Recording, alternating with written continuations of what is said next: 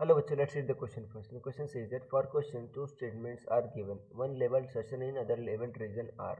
Select the correct answer to these questions from ports A, B, C, and D as given below. Assertion says that both session and region are true and region is correct explanation of assertion. Option B says that both session and region are true and region is not correct explanation of assertion. Option C says that assertion is true but region is false. Option D says that assertion is false and region is true. Assertion says that a galvanometer of resistance 30 ohm shows full scale deflection by current 600 microampere is to be converted into a meter of range 0 to 5 ampere. The shunt resistance used is 3.6 milli ohm. Shunt resistance S is equal to IgG upon I minus Ig, where G is resistance of galvanometer and I is current measured by converted galvanometer. So student सबसे पहले आपको समझना होगा की concept क्या use हो रहा है. सो की concept is key concept is students ammeter. ठीक है ना. की कंसेप्ट इज अमीटर.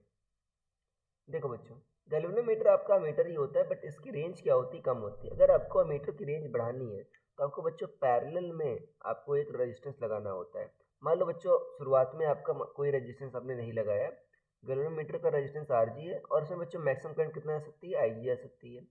तो मैक्सिमम आप आईजी मेजर कर पा रहे हो. बट अगर आपको ज़्यादा मेजर करना है तो मान लो आपने शंट एस पैरेलल में लगा दिया.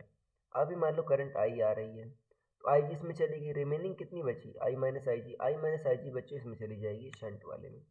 तो दोनों पैरेलल हैं तो पैरेलल क्रॉस क्या होगा, वोल्टेज क्या होगा, सेम होगा.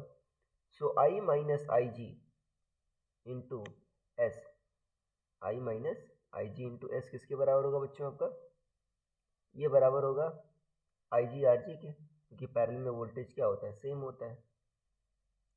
अब यहाँ से बच्चों एस की वैल्यू निकालोगे, देखो क्या हो जाएगा, I G R G upon I minus I G, ये हो जाएगा.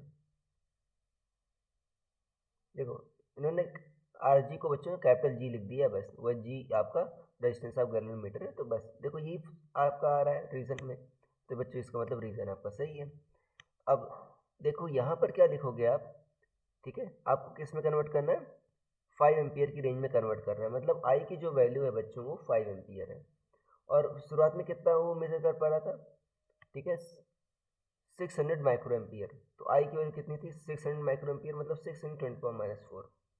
देखो बच्चों आई माइनस ये आपका आई जी था, ठीक है ना, ये इसको आई जी लिख दो, यहाँ भी बच्चों आपका आई जी ही है. तो देखो आई माइनस आई जी बच्चों लगभग आई के बराबर हो कि 5 एम्पियर आपका 6 × 10⁻⁴ से काफ़ी ज़्यादा है. तो आई जी आर जी कितना होगा, आई जी कितना है आपका 6 × 10⁻⁴, आर जी कितना है आपका गैल्वेनोमीटर का रेजिस्टेंस. ठीक है, इस केस में देखो कह रहा है 30 ओम है बच्चों, अपॉन आई माइनस आई जी. देखो यहाँ पर बच्चों आपको क्या लिखोगे, यहाँ पर आप 5 ही लिखोगे, क्योंकि बच्चों 5 माइनस 6 × 10⁻⁴ लगभग इतना ही आएगा. तो 36 × 10⁻⁴ या 3.6 × 10⁻³ या 3.6 मिली ओम कह सकते हो. तो इतना आया बच्चों. तो इसका मतलब आपका असर्शन भी सही है और देखो इसी फॉर्मूले से आया, रीजन वाले फॉर्मूले से, मतलब सही एक्सप्लेनेशन भी है. So I hope you understood it well. Best of luck.